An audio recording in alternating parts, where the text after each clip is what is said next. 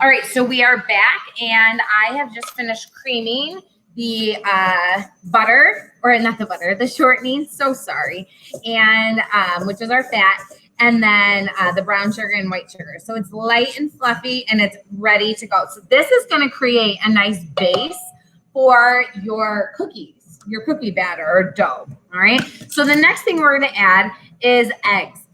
So eggs is measured by count, okay? So what that means is when I buy eggs at the store, I am going to buy them by count. If I need one egg, the count is 1. If I need a dozen eggs, the count is 12.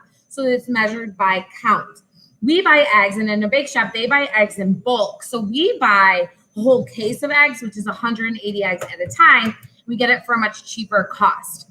So we are going to crack our egg and break it into a little portion cup or a custard cup before we do anything, just to make sure we don't get any shell, there's no blood from the egg in there, etc. Okay.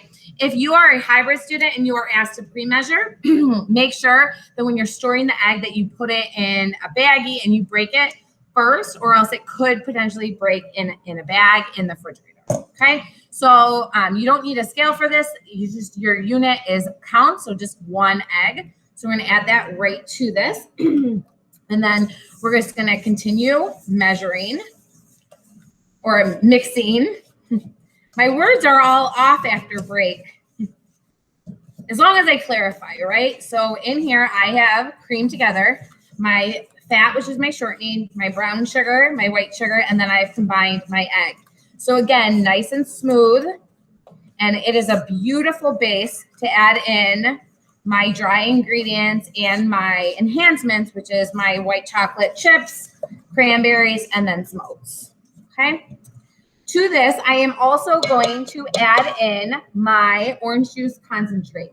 So this recipe not only has brown sugar and white sugar, but another form of sugar that we're using is orange juice concentrate. If you don't know what that is, this is orange juice concentrate. Okay, so it's just the concentration before water is added, and then you have your concentration.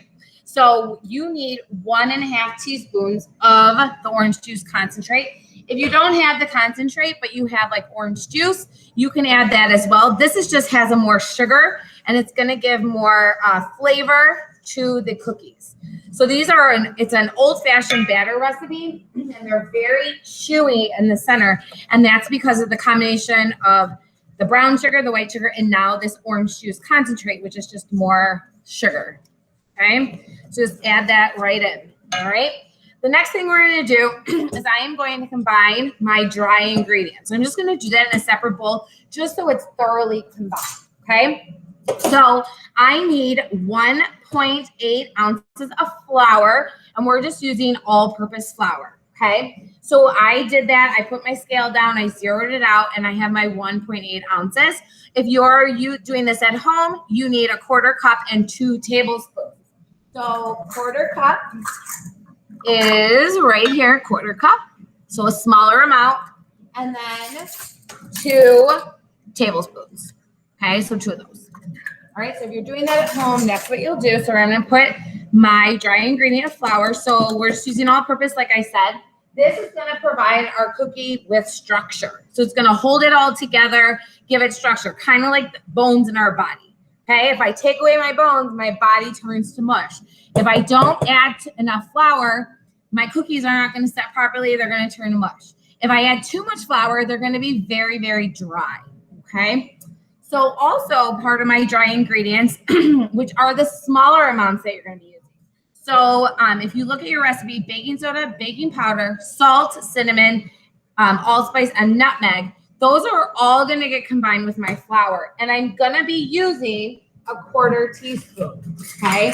So a 1/4 teaspoon is a small amount, 1/4 teaspoon. And then some of the ingredients, because they're so flavorful, you're only going to use a pinch, which is just your 2 fingers, okay? So baking soda and baking powder is the first ingredient that you're adding. You need a 1/4 teaspoon of each, okay?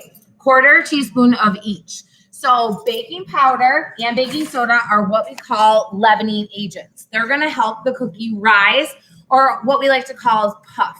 Okay, we'll be going more in detail on these two leavening agents as this week goes on and as the quarter goes on. Okay, then we're going to add salt. Salt is what's called a flavor inhibitor. All right, it inhibits flavors. Okay, so it kind of balances it out with the sugars, all the spices we're adding. It's going to kind of balance out the flavors so it's not too sweet. Okay, and then we're going to add 3 spices. We're going to be adding cinnamon, which is a 1/4 teaspoon, allspice, which is kind of looks like cinnamon, but it's a little bit darker and it's very strong in flavor. So you see a pinch, nutmeg, just a pinch. Again, nutmeg is very strong in flavor. Okay, so I am going to take my baking soda, baking powder, salt, cinnamon, allspice, and nutmeg, which I combined all in one. So if you're pre-measuring, you can put them all in the same baggie. Okay, and they're all measured using the dry volume units. Okay, so just the teaspoon or a pinch. And then I'm just combining that with a wire whisk just to make sure it's thoroughly combined. All right, then I have my sugar, shortening, egg, and orange concentrate mixture. I'm just going to add that in, and then I'm going to mix that together. Just like so. All right, so I'm going to mix this. I'll be right back.